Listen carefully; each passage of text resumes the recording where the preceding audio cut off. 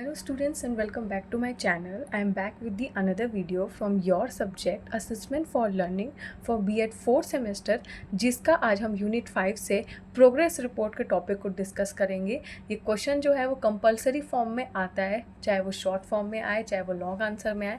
Okay, आपको same pattern में ही answer लिखना होता है। रिपीटेड फॉर्म में क्वेश्चन को ज़्यादा से ज़्यादा पूछा गया है, तो चलिए स्टार्ट करते हैं। सिनॉप्सिस मैंने आपको बता दिया है, तो चलिए इंट्रोडक्शन से स्टार्ट करते हैं।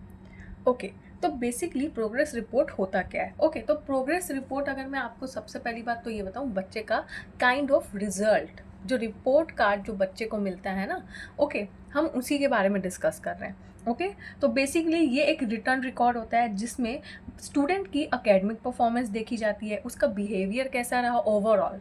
ओके पूरे सेशन भर में उसका ओवरऑल बिहेवियर कैसा रहा ये देखा जाता है, उसका अटेंडेंस रिकॉर्ड कितना रहा ये भी हमको देखने को मिलता है। ठीक है, ओवरऑल डेवलपमेंट स्टूडेंट का कितना हुआ ये सब कब, पूरे सेशन भर में, पूरे अपने एक साल के सेशन में उसने क्या डेवलपमेंट किया, वो कितना एब्सेंट था प्रेजेंट था। ओके उसने कितनी एक्टिविटी परफॉर्म करी, एकेडमिक परफॉर्मेंस उसका कैसा रहा, जितनी भी एक्टिविटीज़ में स्पोर्ट्स से रिलेटेड जो भी उसने किया। ठीक है, इन सब का क्या होता है, एक रिकॉर्ड बनाया जाता है और उसके बेसिस पे क्या करते हैं, हम उसको इवैल्यूएट करते हैं। ठीक है, और आपको अगर मैं सिर्फ समझाने के तौर पे बता रही हूँ कि प्रोग्रेस रिकॉर्ड को ना मैं आपको बार बार बता रही हूँ कि ये रिजल्ट होता है जो बच्चे का ओवरऑल एंड में जो हम रिजल्ट निकालते हैं ना, जो लास्ट में जो पूरा रिजल्ट निकलता है, ओके उसी को हम प्रोग्रेस रिपोर्ट बोलते हैं या इसको हम रिपोर्ट कार्ड भी बोलते हैं। ओके अब ये सबसे ज़्यादा ना इम्पॉर्टेंट टूल होता है टीचिंग लर्निंग प्रोसेस में। देखो ये बात तो सही है कि ये सबसे ज़्यादा इंपॉर्टेंट टूल है टीचिंग लर्निंग प्रोसेस में, क्योंकि भाई यहाँ पे बच्चे का हम प्रोग्रेस देख रहे होते हैं ना, इम्प्रूवमेंट देख रहे होते हैं। ठीक है, कि बच्चे ने कितना इम्प्रूवमेंट किया है, क्या उसने ओवरऑल सेशन में कितना अपना बेस्ट परफॉर्मेंस दिया, ये देखा जाता है। ठीक है, और सबसे ज़्यादा इम्पॉर्टेंट टूल इसे इसलिए बोला जाता है क्योंकि कहीं ना कहीं देखो इसमें टीचर्स भी कहीं ना कहीं टीचर्स का भी बहुत ज़्यादा रोल रहता है। ठीक है, सबसे ज़्यादा उनको इंस्टेंट फीडबैक देखने को मिलता है, प्लस स्टूडेंट को ये पता चलता है कि हाँ मैं कितना एवरेज स्टूडेंट हूँ, कि मैंने कहाँ इम्प्रूवमेंट किया या कहाँ मैंने लैक किया है, कौन से सब्जेक्ट में मुझे सबसे ज़्यादा ध्यान देना चाहिए, किस सब्जेक्ट में मेरा इंटरेस्ट सबसे ज़्यादा है। बच्चे ना जनरली ये सब देखते हैं। ओके और दूसरी चीज़ जो होती है वो ये होती है कि पेरेंट्स देखते हैं कि हमारे, जब हम अगर अपने बच्चे को स्कूल भेज रहे हैं, ठीक है, तो उसने कितना अचीव किया, उसने क्या अचीव किया।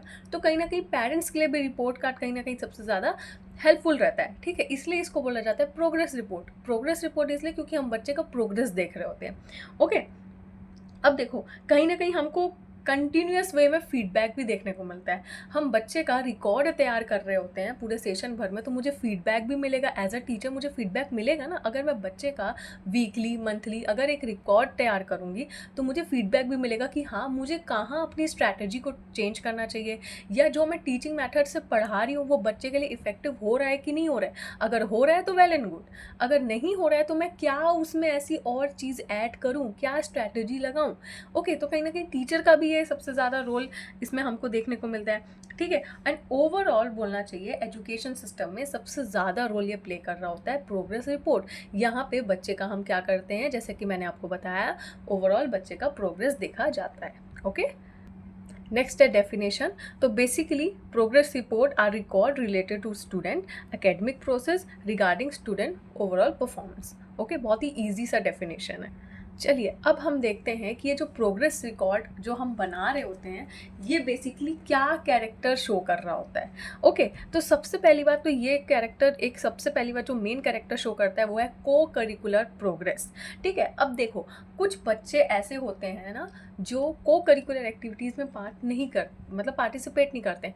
अब को करिकुलर एक्टिविटीज़ मतलब क्या होती है, जो ऑलरेडी शेड्यूल एक्टिविटीज़ होती है जिसको हमको टीचिंग लर्निंग प्रोसेस, मतलब जो बच्चा स्कूल आ रहा होता है ना वो एक्टिविटीज़ को परफॉर्म कराना कंपलसरी होता है। एकदम सरल भाषा में बता रही हूँ। ठीक है, उसको हम को करिकुलर एक्टिविटीज़ बोलते हैं। अब बहुत सारे स्टूडेंट्स जो होते हैं ना जो थोड़े डम होते हैं या उनको मतलब किसी चीज़ से मतलब नहीं होता है, वो ना को करिकुलर एक्टिविटीज़ में पार्टिसिपेट नहीं कर रहे होते हैं। को करिकुलर में एक्टिविटी में पार्टिसिपेट करना सबसे ज़्यादा इंपॉर्टेंट होता है हर वो बच्चे के लिए, क्योंकि यहाँ पे डिफरेंट डिफरेंट टाइप की जो एक्टिविटीज़ कराई जाती है उनके, चाहे वो बोलना चाहिए वो चाहे वो सैटरडे को क्यों नहीं मतलब कुछ भी एक्टिविटीज़ कराओ, वो उनके ओवरऑल स्किल डेवलपमेंट के लिए होता है। जो मेन जो फोकस किया जाता है को करिकुलर एक्टिविटी, ये जो एजुकेशन सिस्टम में ऐड किया गया है, ठीक है, वो बच्चे के स्किल डेवलपमेंट के लिए किया गया है। अब बहुत सारे बच्चे होते हैं जो पार्टिसिपेट नहीं करते हैं, ठीक है, तो कहीं ना कहीं हमको रिकॉर्ड में देखने को मिलता है कि हाँ बच्चे ने कहाँ लैग किया या किस में उसने इंटरेस्ट नहीं दिखाया, ठीक है। तो बेसिकली यहाँ पे सबसे ज़्यादा इंपॉर्टेंट रोल ये प्ले कर रहा होता है। ओके, नेक्स्ट है कंटिन्यूस रिकॉर्ड। अब प्रोग्रेस रिकॉर्ड जो होता है वो कंटिन्यूस रिकॉर्ड होता है, जैसे कि मैंने आपको पहले ही बताया कि मुझे यहाँ पे स्टूडेंट का वीकली, मंथली, ठीक है, और बोलना चाहिए हाफ ईयरली सेशन तक भी जितने भी एक्टिविटीज़ होते हैं या जो भी एग्ज़ाम या सीटी, क्लास टेस्ट होता है, असाइनमेंट होता है, जो भी, अगर मैं ओरल टेस्ट ले रही हूँ या मैं रैंडम टेस्ट भी ले रही हूँ किसी बच्चे का ड्यूरिंग टीचिंग लर्निंग प्रोसेस पे, ठीक है, तो मुझे यहाँ पे कंटिन्यूस रिकॉर्ड बच्चे का मिल रहा होता है। Not as a record in the form of I am talking about copy, ठीक है। मैं नहीं बोल रही हूँ कि आप बच्चे का रिकॉर्ड कॉपी में लिखो या आप अपने बच्चे का रिकॉर्ड जो है हम रजिस्टर में तैयार कर रहे होते हैं, नहीं। यहाँ पे मुझे मेरे टीचिंग लर्निंग प्रोसेस के टाइम में भी मुझे बच्चे को एनालाइज करना होता है, मुझे एनालाइज कर सकती हूँ। जैसे आपने देखा होगा, फॉर एग्जाम्पल, नहीं समझ में आ रहा होगा तो अगर आप, जैसे होता है ना कि आप एक पेज निकालते हो और आज आप बोलते हो कि भाई मैं आज देखूंगी कि कौन से बच्चे सबसे बेस्ट कर रहे हैं, ठीक है, और उसका मैं क्या करती हूँ, पेज में नाम लिख लेती हूँ, ठीक है। बच्चों को एक हम लालच देते हैं मार्क्स के लिए, ठीक है, तो यहाँ पे क्या होता है, बच्चे एक्टिव हो जाते हैं, राइट। हमारी टीचर्स भी कर रहे होते थे। बस यही है कंटिन्यूस रिकॉर्ड।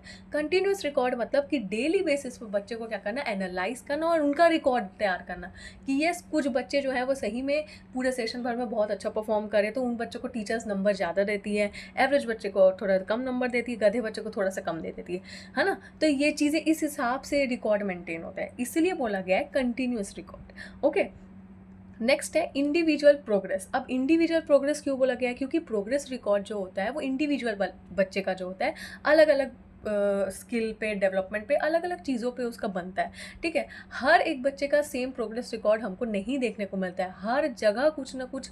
चलो अगर मैं आपको बोल दूं कि अकेडमिक सेशन में मैक्सिमम बच्चे होते हैं जो कहीं ना कहीं सिमिलर परसेंटेज या नंबर ला रहे होते हैं, लेकिन अगर हम एक्टिविटी, हमको पूरा रिकॉर्ड देखना है, तो अगर हम अदर एक्टिविटीज़ को देखें ना, तो बच्चे, बहुत ऐसे बच्चे होते हैं जो कहीं ना कहीं क्या होते हैं, अंतर दिखाई देते हैं, ठीक है। हर एक बच्चे इंडिविजुअली अपनी स्किल डेवलपमेंट कर रहे होते हैं, अपना परफॉर्मेंस शो कर रहे होते हैं, ठीक है। तो इंडिविजुअल बच्चों का क्या होता है, अलग अलग इंडिविजुअल प्रोग्रेस रिकॉर्ड तैयार होता है, ठीक है, और हमको वो प्रोग्रेस रिकॉर्ड बच्चों का रखना कंपलसरी होता है।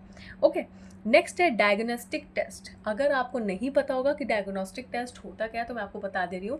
डायग्नोस्टिक टेस्ट जो होता है वो टीचिंग लर्निंग प्रोसेस के टाइम में होता है, जहाँ पे टीचर जो होती है वो बच्चों की प्रॉब्लम्स को सॉल्व करने की कोशिश करती है। सबसे पहला टीचर का काम ये होता है कि हम बच्चे के प्रॉब्लम को एनालाइज कर रहे होते हैं कि वो कहाँ उसको प्रॉब्लम आ रही है। ज़रूरी नहीं है कि वो सिर्फ पढ़ाई से रिलेटेड हो, वो हर चीज़ से रिलेटेड हो सकता है।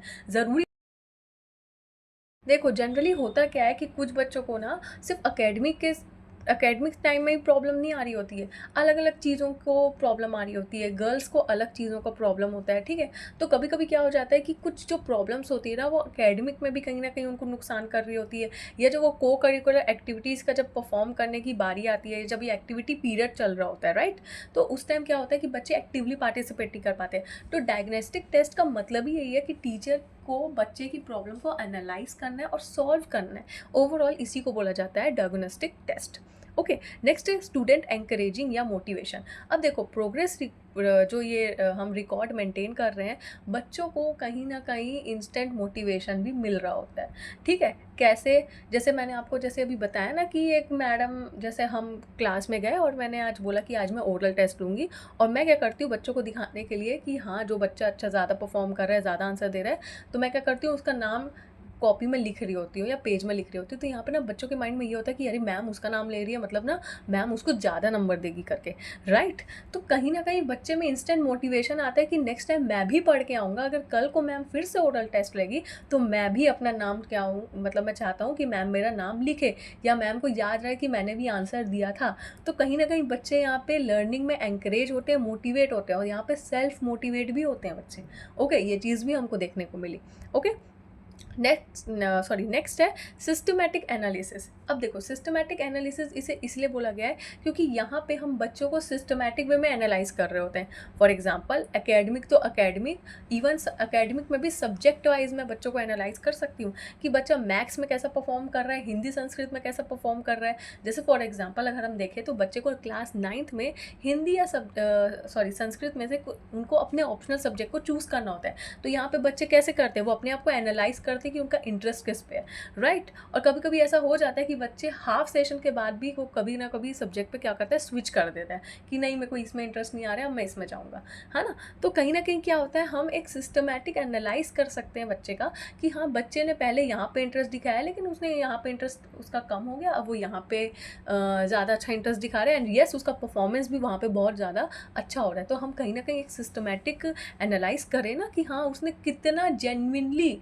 टाइम टू टाइम अपने आप को चेंज किया, है ना, और उसका क्या एकेडमिक प्रोग्रेस हमको देखने को मिला। तो बेसिकली यही होता है सिस्टमैटिक एनालाइज, मतलब step by step easily genuinely हम बच्चे को क्या करते हैं, एनालाइज कर रहे होते हैं। ओके, अब देखो मैंने प्रोग्रेस कार्ड का कैरेक्टरिस्टिक्स बता दिया, अब कहीं ना कहीं इसका मुझे कुछ ना कुछ ऑब्जेक्टिव भी देखने को मिलेगा। ठीक है, अब रिकॉर्ड मैंने बच्चे का करा है तो मुझे कुछ ना कुछ तो रिजल्ट मिल रहा होगा ना। तो यस हम देखते हैं कि क्या ऑब्जेक्टिव हमको प्रोग्रेस कार्ड का देखने को मिलता है। सबसे पहला होता है सेल्फ असेसमेंट। देखो सिंपल सी बात है, बच्चे प्रोग्रेस कार्ड से या प्रोग्रेस रिकॉर्ड से अपने आप को सेल्फ असेस कर चुके हैं, करते हैं, राइट। ये चीज़ मैंने अभी आपको बता दी। ओके, नेक्स्ट है ओवरऑल डेवलपमेंट। अब कहीं ना कहीं क्या हो जाता है कि जैसे ही बच्चे सेल्फ असेसमेंट करना सीख जाते हैं तो कहीं ना कहीं उनका ओवरऑल डेवलपमेंट भी धीरे धीरे प्रोग्रेस पे रहता है। ठीक है, बच्चे इंस्टेंटली हर चीज़ में क्या होता है, एक्टिवली पार्टिसिपेट करने लग जाते हैं और धीरे धीरे उनके अंदर ना बहुत सारी वैल्यूज़ भी डेवलप होने लग जाती है। ओके, नेक्स्ट है टीचर पेरेंट रिलेशनशिप। अब देखो यहाँ पे क्या होता है कि टीचर और पेरेंट का रिलेशनशिप भी ना ख़राब नहीं होता है। बच्चे का अगर लर्निंग में प्रोग्रेस दिख रहा है तो एक टीचर और पेरेंट के बीच में क्या रिलेशनशिप ख़राब होगा। लेकिन अगर पेरेंट्स को वो प्रोग्रेस नहीं दिख रहा होता है या कहीं ना कहीं कोई बच्चा लैग कर रहा होता है तो वो पेरेंट्स जो होता है वो टीचर को आके कंप्लेन करता है। यहाँ पर मैं आपको अपना एक पॉइंट देना चाहूँगी कि आप फ्यूचर में एज अ पेरेंट भी अगर रहते हैं, ओके, तो आप बिल्कुल किसी टीचर को ब्लेम नहीं कर सकते हो कि यार आपने नहीं पढ़ाया होगा या क्यों मेरा बच्चा नहीं पढ़ रहा है या क्यों उसने ऐसा किया। नहीं, आपका भी फ़र्ज़ इक्वली बनता है कि आप अपने बच्चे को एनालाइज करिए। ओके, ये क्या है कि आप पूरा टीचर के ऊपर डिपेंड हो गए हैं, नहीं भाई, उनकी भी अपनी पर्सनल लाइफ होती है, कितना ही वो देखेंगे बच्चों को।